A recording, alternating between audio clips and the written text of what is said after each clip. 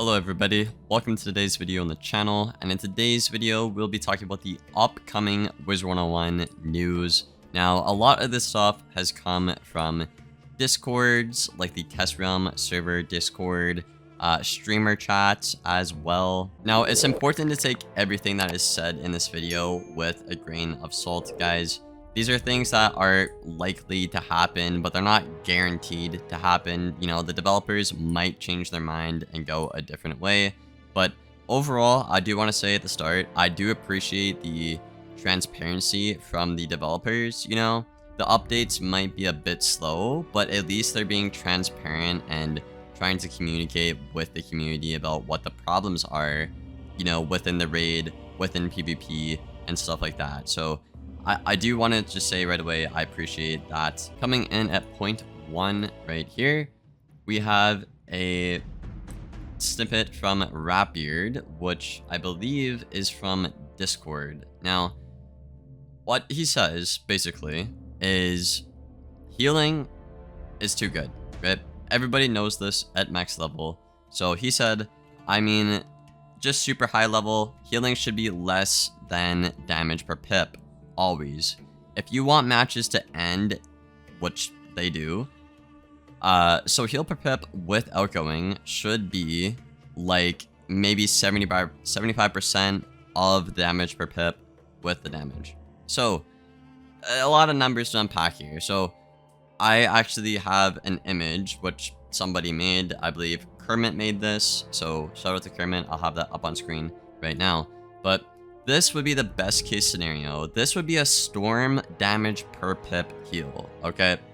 So any school that's obviously, well, like not storm, to my understanding, would have way lower healing than this card. So the regenerate does about 200 now, and then 450 over 5 turns. Now, obviously, if you're looking at this like, oh my god, life got giga nerfed and stuff like that, right? And if this is what goes through, yeah, it's a giga nerf, but the thing is, life has the tools to win. I've been saying this, the developers have been saying this for the past couple of seasons now, right? Life wizards just want to stall and not kill their opponent and only heal to win. So the satyr ban and the dryad ban clearly wasn't enough. People are still stalling, so they're going an extra step here to nerf the heal per pip, basically, right?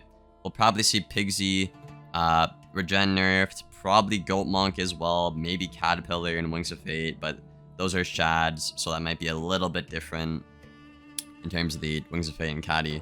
So overall, I do like this change, right? If you want to heal, you can, right? But you should be setting things up and actually trying to kill your opponent and not just sitting there and stalling for the entire match, because that's just not a supported path to victory, is like just running your opponent out of cards or making them flee, you know? You should actually be trying to have a plan, setting up stuff, and killing your opponent right now, and that's the reality of the situation.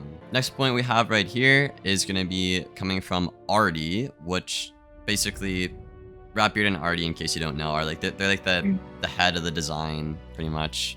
So basically, he is saying flat resist is probably going away in advanced. So that's, again, raids, hard mode, PvP. Now, the developers don't like flat resist, okay? That's just something they've made clear. They just don't like it, okay? And I think by taking away flat resist, it'll speed up the game in general. Also, this will make fire a lot better, right? Fire has been really bad for overtimes for a very long time now, and the fact that people aren't going to be able to have like 130 flat resist to like literally everything now is a big deal, right? If you have like a Elephant, for example, now that's going to do an extra almost like what, 600 damage over those 5 rounds now, which is a very big deal on a damage per pip school like fire, right? So I think this will be a big buff to fire. You know, poison and frostbite also will be better, unfortunately, but I think that's obviously like a library issue with death and ice having overtimes that they're not supposed to in the context of Rochambeau. So I think this will speed up the game in general, and I think this will be a pretty big buff to fire. So if you're a fire main, this is going to be a great change for you. Next up, we have a snippet from Rapbeard again from Discord, where he is basically finally addressing the elephant in the room, where the community has been saying for 2 years now that Storm and Fire stats are freaking dog water. So what he says is there's certainly a problem with both Storm and Fire at the moment. It is possible that they have too great of a stat slot burden to account for accuracy. So what I think he is saying here, it could be one of two things. He's either saying you don't get enough accuracy on your gear pieces, or like in total in general, for all of the other stats you lose for being a DPP school, right? That, or he's saying with the current accuracy you have right now, right, your other stats are not good enough, basically. So personally, I think if they're gonna buff Storm and Fire and follow their own rules according to Rochambeau, they're probably going to be buffing Storm's accuracy and Fire's accuracy, and they're also going to be buffing probably both of their HPs, I would like to think, because that would go a long way. I think we can all agree, you know, Storm only having 8,000 health when everybody else has crazy amount of damage and Pierce is just really stupid. So probably HP buffs and accuracy buffs is what's going to happen, but we're not sure. And it's also possible the floor of PvP is too low to allow them to recover. They get underwater quickly. So I think the second part here is good. You know, I think that is something that is what happens right now. If you mess up once or, you know, twice, I would say once right now on a Storm or a Fire, the match is over. Nothing. There's nothing you can do, right? But if you play on any of the 5 other schools that have resistant health, you can make multiple mistakes, whether they're big or small mistakes, but you can get away with that and still win, right? So when he says the floor of PvP is too low, I'm only assuming that's him talking about the HP for Storm and Fire is too little. So like they mess up once and it's just they're smacked out of the arena. They're gone, you know? That, or they're gonna give them like better utility. Like they could give Catalan 2 weaknesses, which I think would be stupid, but stuff like that, just more tempo to like mitigate things. And yeah, if somebody sets up a gambit against a Storm or a Fire, you can kiss your HP goodbye. So yeah, I don't know. Like I said, I'm thinking they're probably gonna buff their accuracy and their health here.